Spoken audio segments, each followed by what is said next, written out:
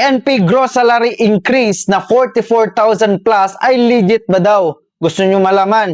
Okay, sige.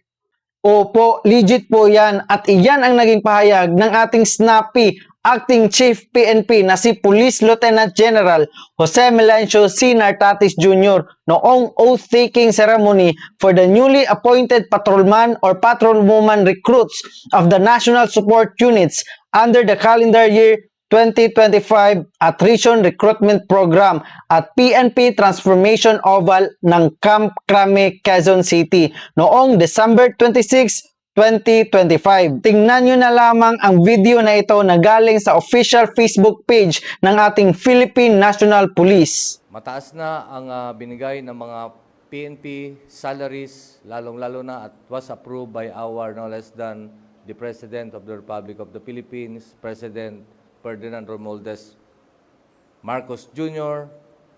Number one is our subsistence allowance. Subsistence allowance nyo is the same with the permanent officers.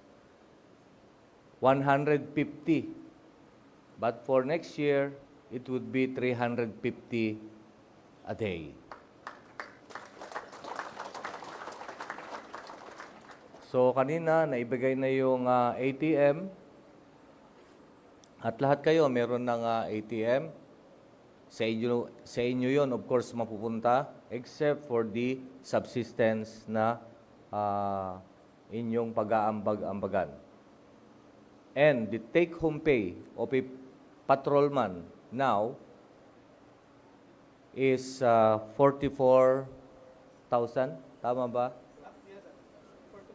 44,000 compared to the 37,000 of this current year. Next year, it's 44,000 take-home pay, gross take-home pay.